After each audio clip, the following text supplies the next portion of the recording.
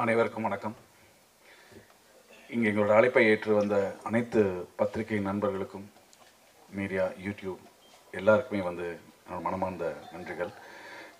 இந்த ஈவெண்ட்டை நான் ஒரு நன்றி அறிவிப்பு விழாவை மட்டும்தான் எடுத்துக்கிறேன். ஏன்னா நன்றி எவ்வளோ வேணால் சொல்லலாம். இந்த படம் இவ்வளோ பாசிட்டிவான வைப் க்ரியேட் பண்ணியிருக்குன்னா அது பலருடைய ஆசிகள். பல பேர் இந்த படம் நல்லா வரணும் அப்படின்ட்டு நினச்சாங்க. அந்த நல்ல எண்ணத்துக்கு பிரதிபலிப்பு தான் இது நான் நினைக்கிறேன். இந்த படத்தை ப்ரொடியூசர் மிகப்பெரிய பொருட்செலவில் ஆக்சுவலாக எடுத்திருக்காரு ப்ரொடியூசர் கே ஞானவேல் ராஜா சார். ஏன்னா ஃபஸ்ட்டு ஒரு 15 days ஷூட் பண்ணிவிட்டு அதை எத்தனையுமே ஸ்க்ராப் பண்ணுன்றது சாதாரணமான விஷயம் இல்லை. எந்த ப்ரொடியூசருமே அக்செப்ட் பண்ண மாட்டாங்க. ஏன்னா பல கோடி செலவு பண்ணியாச்சு. செலவு பண்ணதை எல்லாத்தையும் போட்டுட்டு பரவாயில்ல ரீஷூட் பண்ணுங்க அப்படின்னு அலோவ் பண்ணதுக்காக ஞானவேல் ராஜா சார் இந்த டைமில் நான் நன்றி தெரிவிச்சுக்கிறேன். எஸ்டிஆர், அதாவது எஸ்டிஆர் மாதிரி ஒரு மாஸ் ஹீரோவை வச்சு டைரக்ட் பண்ணும்போது நிறைய சேலஞ்சஸ் இருக்குது ஆக்சுவலாக. ஏன்னா ஒரு கண்டென்ட் ட்ரிவன் படமாக இருந்ததுன்னா நம்ம கொஞ்சம் ஸ்லோ பேஸில் கதை சொல்கிறதுக்கு ஒரு டைம் எடுக்கலாம். ஆடியன்ஸ் கொஞ்சம் பொறுமையாக ஓகே இந்த கதை இப்படி தான் இருக்கும் அப்படின்ற மாதிரி அவனும் பொறுமையாக அண்டர்ஸ்டாண்ட் பண்ணி உட்காருவாங்க. ஆனால் இவரை மாதிரி ஒரு ஹீரோ வச்சு பண்ணும்போது என்ன ப்ராப்ளம் அப்படின்னா, அடுத்தடுத்து என்னன்னுட்டு நம்ம யோசிக்கிறதுக்கு முன்னாடி ஆடியன்ஸ் ஒரு எக்ஸ்பெக்டேஷனில் வா தலைவா என்ன பண்ண போகிறேன் என்ன பண்ணுற அப்படின்னு கேட்பாங்க. ஸோ அதை மைண்டில் வச்சுட்டு ஒவ்வொரு தடவையும் ஸ்கிரிப்ட் எழுதும் போதும் சரி எடுக்கும் போதும் அதை மைண்டில் வச்சு பண்ணுறது ஒரு பெரிய சேலஞ்சாக இருந்தது. பட் அவரோட அந்த ஸ்க்ரீன் ப்ரெசன்ஸ்னால அந்த சேலஞ்ச் நான் மீட் அவுட் ஆச்சுன்னு நான் நினைக்கிறேன். ஏன்னா இந்த படத்தில் அந்த ஏஜிஆராகவே அவர் வாழ்ந்திருந்தார். அதாவது ஆன் ஸ்க்ரீன்லையும் சரி ஆஃப் ஸ்க்ரீன்லையும் சரி செட்டில் வரும்போதே அவர் ஏஜிஆராகவே இருந்தார். அது அவருக்கு அவர் பெரிய நடிகன்றதை நான் சொல்லி தெரிய வேண்டியதில்லை. ஆனால் இந்த படத்தில் அந்த கேரக்டரில் ஒரு சின்ன இம்மி அளவு கூட எங்கேயும் அதில் விலகாமல் ஒரு மீட்டர், அதாவது கொஞ்சம் அப்படி போச்சுன்னா தப்பாயிடும், இல்லை இப்படி வந்துச்சுன்னா கொஞ்சம் கீழே இறங்கிடும். ஸோ அந்த மாதிரி எந்த ஒரு இது இல்லாமல் ரொம்ப பர்ஃபெக்டான அந்த ஒரு கிராஃபில் இருந்தார். அதுக்கு நான் என்னுடைய நண்பன் எஸ்டிஆருக்கு என்னுடைய நன்றிகள்.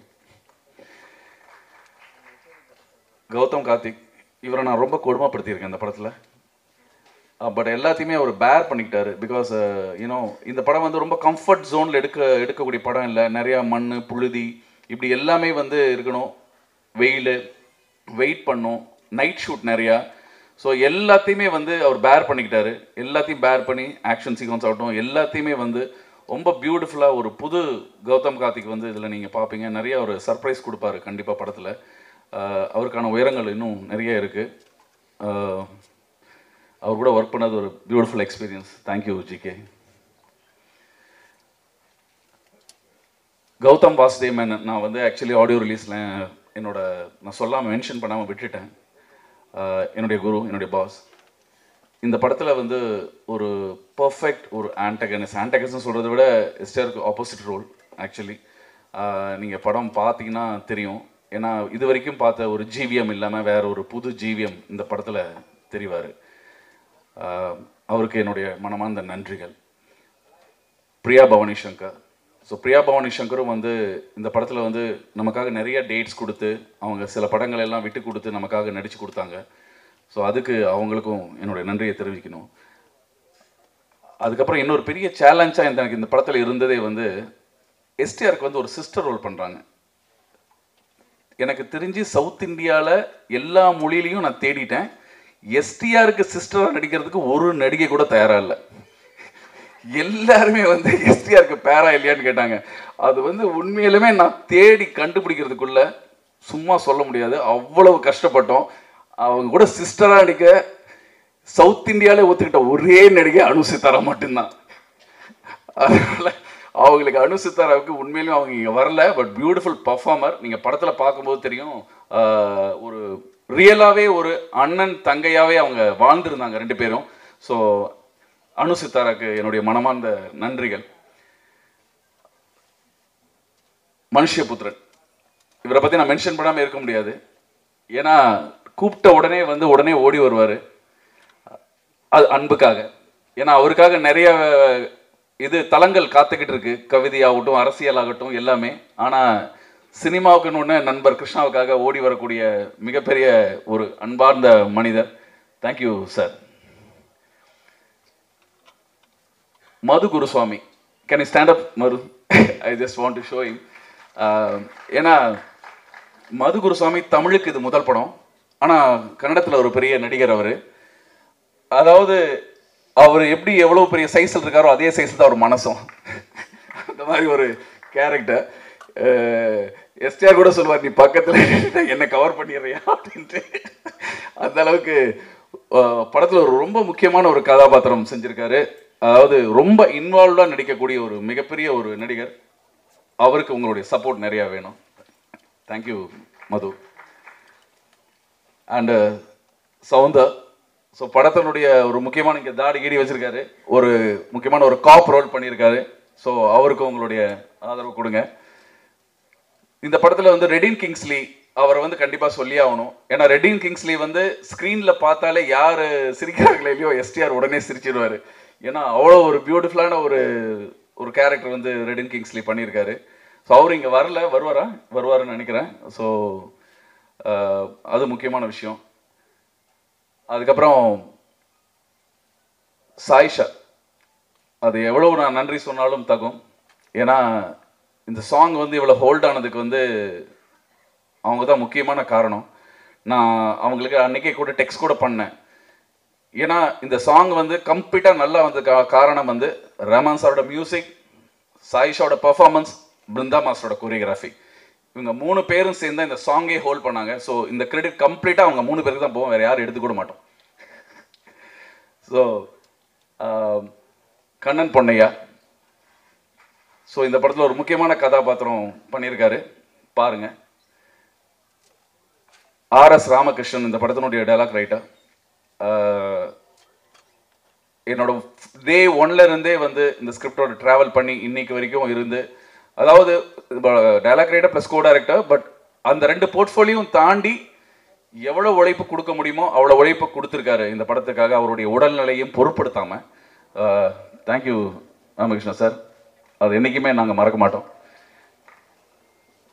ஃபரூக் பாஷா, அதாவது ஒரு டைரக்டருடைய கண்ணுன்னா அது டிஓபி தான்.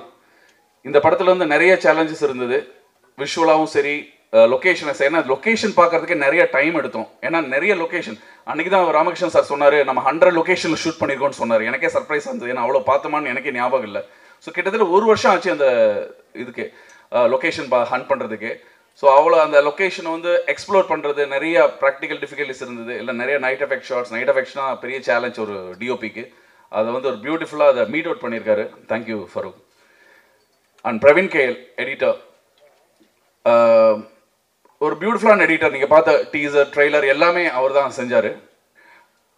அதாவது ஒரு டைரக்டருடைய மூடை புரிஞ்சு அண்டர்ஸ்டாண்ட் பண்ணி அதை எடிட் பண்ணக்கூடிய ஒருத்தர் இந்த படத்துக்கு ஒரு மிகப்பெரிய பலமாகவே இருந்தார்னு சொல்லலாம். Thank you Praveen sir.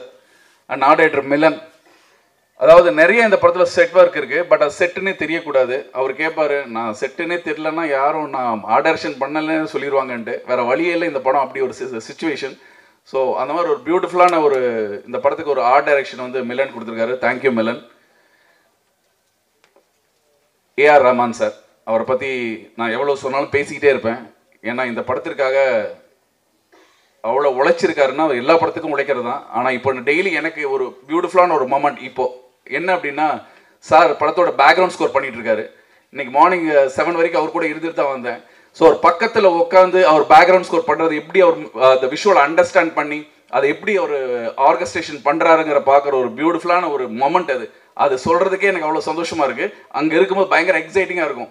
அவர் வந்து ஒவ்வொரு லேயராக அந்த மியூசிக் வந்து ஆட் பண்ண அந்த சீன் அப்படியே எலிவேட் பண்ணி வேற லெவலில் கொண்டு போயிட்டாரு. ஸோ படத்தில் வந்து பாடல்கள் ஆல்ரெடி பெரிய ஹிட், ஆனால் அவருடைய பேக்ரவுண்ட் ஸ்கோர் வந்து இன்னொரு மைல் ஸ்டோனாக இந்த படத்தில் கண்டிப்பாக இருக்கும்.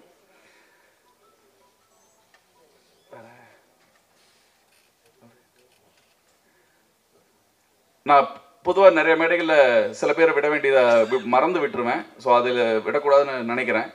நேஹா ஞானவேல், அவங்கள பற்றி கண்டிப்பாக குறிப்பிடணும். அதாவது ஒரு படத்தோட கோ ப்ரொடியூசர், ஆனால் இந்த ஒரு படத்தோடைய டைரக்ஷன் டீம்லேருந்து ஒர்க் பண்ணால், ஒரு ப்ரொடியூசர்லேருந்து ஒர்க் பண்ணால் எப்படி நமக்கு கேட்குற ரெக்குயர்மெண்ட்டை கொண்டு வந்து கொடுப்பாங்களோ அந்த மாதிரி எங்களுடைய நான் என்ன கேட்டிருந்தாலும் அந்த ரெக்குயர்மெண்ட்டை கரெக்டாக மீட் அவுட் பண்ணி ப்ரொடியூசர்கிட்ட பேசி அதை கன்வின்ஸ் பண்ணி, படத்தோட கோ ப்ரொடியூசர் தான் ஆனாலும் கன்வின்ஸ் பண்ணி அதை கரெக்டாக கொண்டு வந்து இந்த படத்தோட விஷுவலுக்காக அவ்வளோ ஹெல்ப் பண்ணியிருக்காங்க மேக்கிங்காக. Thank you Neha. And executive producer AG Raja. So இந்த படத்தில் வந்து அதாவது அவர் வந்து ஒரு முக்கியமான ஒரு ஸ்டுடியோகிரீனோட பில்லர்னே சொல்லலாம். அந்த அளவுக்கு ஒரு முக்கியமான ஒரு நபர். அவர் இங்கே வரலன்னு நினைக்கிறேன். So thank you Raja sir. And Dinesh is a production controller. ஆனால் ரொம்ப ஒரு ஃப்ரெண்ட்லியான ப்ரொடக்ஷன் கண்ட்ரோலர். அதனால் வந்து அப்படி இப்படின்னு டாஷ் பண்ணி நாங்கள் ஏதாவது பண்ணிடுவோம். தேங்க்யூ தினேஷ். எப்போவுமே நம்ம பெருசாக மறக்கிறது நம்ம பிஆர்ஓ மறந்துடுவோம். அது வந்து ஏன்னா அவர் தான் எல்லாத்தையும் இவ்வளோவே அரேஞ்ச் பண்ணுவார். நான் அவரை தான் நம்ம முக்கியமாக மறந்துடுவோம். இந்த தடவை அவர் மறக்கக்கூடாதுன்னு கரெக்டாக ஞாபகம் வச்சு இருந்திருக்கேன். சுரேஷ் சந்திரா சார் அண்ட் ரேகா, உங்கள் வந்து இந்த படத்தை வந்து ஆரம்பத்துலேருந்தே ஒரு லைம் லைட்டில் வச்சுட்டு இருந்ததுக்கு உங்களுடைய முக்கியமான ஒரு பிஆர் டீம், உங்களுடைய இதுதான் டீம் தான் ரீசன். ஸோ அவங்க நன்றிகள். தனஞ்சயன் சார் அதாவது எப்பவுமே சைலண்டாக உட்காந்துட்டு எல்லா வேலையும் முடிக்கக்கூடிய ஒரு அசாத்தியமான ஒரு திறமசாலி. இப்போன்னு இல்லை, கம்ப்ளீட்டாக இந்த படம் அப்படியே இவ்வளோ மின்னல் வேகத்தில் பறக்குது. அதாவது பிஆர் டீம் பறக்குது, போஸ்ட் ப்ரொடக்ஷன் பறக்குது, ரிலீஸ் பறக்குதுன்னா அதுக்கு முக்கியமான காரணம் தனஞ்சயன் சார். ஸோ அவருக்கு உண்மையாலுமே ஒரு கிளாப்பே பண்ணலாம். அந்த அளவுக்கு ஒர்க் பண்ணிட்டு இருக்காரு. படத்தினுடைய ஸ்டண்ட் மாஸ்டரை பற்றி நான் குறிப்பிட மறந்துட்டேன், சக்தி சரவணன். ஏன்னா இந்த படத்தில் வந்து கிட்டத்தட்ட ஒரு 40 days அவர் கூட ஒர்க் பண்ண வேண்டிய ஒரு சுச்சுவேஷன். ஏன்னா படமே ஒரு ஆக்ஷன் மூடு. அந்த ஆக்ஷன் மூடை வந்து கரெக்டாக தெளிவாக அதில் ஒரு ஸ்க்ரீன் பிளேவோட ப்ரெசென்ட் பண்ணோம். ஏதோ சண்டையாக இருக்கக்கூடாது அப்படின்ட்டு அவர் வந்து நிறைய உழைச்சி இதில் பண்ணியிருக்காரு. நிச்சயமாக வந்து சக்திக்கு ஒரு மிகப்பெரிய ஒரு இடம் இருக்குது. தேங்க்யூ சக்தி சரவணன். அண்ட் படத்தினுடைய லிரிக் ரைட்டர்ஸ் நான் வந்து கண்டிப்பாக உங்களை மென்ஷன் பண்ணி ஆகணும். கபிலன் சார், அவர் வந்து நினைவிற்கா சாங் ஒரு அருமையான ஒரு பாடல், என்றைக்குமே மனசில் நிற்கக்கூடிய ஒரு சாங் சில வரிகளால் கொடுத்துருக்காரு. And Vivek is a wonderful. அதாவது நிறைய ஆப்ஷன்ஸ் கொடுப்பாரு. விவேக் வந்து நிறைய ஆப்ஷன்ஸ் கொடுப்பாரு, நம்ம சூஸ் பண்ணலாம். அவ்வளோ ஆப்ஷன்ஸ் கொடுத்து 2 பாடல்கள் எழுதியிருக்காரு. நீ சிங்கம் தான் பாடலும், நம்ம சத்தம் பாடலும். Thank you Vivek. And Snehan sir, இந்த ராவடி சாங் அவர் தான் எழுதினார். ஸ்னேகன் ஃபர்ஸ்ட் டைம் ரமன் சாரோட காம்பினேஷன். சார் வேற ஒரு சுச்சுவேஷன் தரக்கூடாதா, இந்த மாதிரி டான்ஸ் சாங் தான். நான் இல்லை இதில் ஆரம்பிங்க. எப்போவுமே வந்து ஒரு ஆட்டத்தோடு ஆரம்பிக்கிறது தான் கஷ்டம், இதுதான் கஷ்டமான சுச்சுவேஷன், நீங்கள் எழுதுங்க அப்படின்னு சொன்னேன். ரொம்ப அழகான வரிகளை கொடுத்துருக்காரு. Thank you Snehan sir. அண்ட் நாட்டு ராஜா, அதாவது அப்கமிங் இருக்கிற ஒருத்தர் தான். நீங்கள் பார்த்த அந்த ட்ரைலர் சாங் வந்து அவர் தான் எழுதினார். நர அந்த சாங்கு 10 தலை சாங்கு. ஸோ டைட்டில் ட்ராக் ஒரு சர்ப்ரைஸாக யாருமே தெரியாமல் அதுதான் இப்போ சூப்பர் ஹிட்டாக இருக்குது. ஸோ அது தேங்க்யூ நாட்டராஜா. ஸோ எல்லாரையும் நான் கவர் பண்ணிட்டேன்னு நினைக்கிறேன். வேறு யாராவது கவர் பண்ணால் தயவுசெய்து மன்னிச்சிருங்க. Jo Malloori, Santhosh Prathap, Kalaiyarasan, of course I should thank him. ஏன்னா கலையரசன் வந்து நம்ம கூட்டெல்லாம் நான் நிறைய அன்காம்ப்ரமைஸ்டாக சில டைமில் கூப்பிடுவேன், கண்ட நேரத்தில் கூப்பிடுவேன், அதெல்லாம் வந்து நடிச்சு கொடுத்தாரு. ஸோ அவரை வந்து டெஃபினட்டாக நான் இதில் மென்ஷன் பண்ணிடணும். தேங்க்யூ. அண்ட் அமீன், இது வந்து ஒரு இந்த படத்தில் வந்து ஒரு மெயின் ஸ்ட்ரீம் கமர்ஷியல் ஃபிலிமில் வந்து ஏஆர் அமீன் பாடினது முதல் தடவை. சார்கிட்ட கேட்டேன், அமீன் பாடின இந்த பாட்டு நல்லாயிருக்கும் அப்படின்ட்டு. ஒரு சின்ன தயக்கத்தோடு சொன்னார், இல்லை சார் பாடட்டும் அப்படின்னு கேட்டேன். உடனே சரி ஓகேன்னு சொன்னார். அமீனோட வாய்ஸ்க்கு I am a great fan. Thank you Ameen. And Uthra Menon, இந்த படத்தினுடைய காஸ்டியூம் டிசைனர். அதாவது இந்த படத்துக்கு வந்து என்னென்னா கலர்ஃபுல்லாக காஸ்டியூம்ஸ் பண்ண முடியாது. பட் உத்ரா வந்து அந்த கலர் பேலட்டை கரெக்டாக அண்டர்ஸ்டாண்ட் பண்ணி பியூட்டிஃபுல்லாக அதை வந்து கொடுத்துருந்தாங்க. So I should thank Uthra. எங்களுடைய அழைப்பை ஏற்று இந்த 30ஆம் தேதி ரிலீஸ் ஆக போகிற இந்த 10 தலை படம் மிகப்பெரிய வெற்றியடைய உங்களுடைய ஆதரவும் ஆசையும் மனப்பூர்வமாக எங்களுக்கு வேணும். அது இருந்தால் தான் முடியும். நீங்கள் சப்போர்ட் பண்ணுங்கன்ற நம்பிக்கையோடு விடைபெற்றுக் கொள்கிறேன். தேங்க்யூ.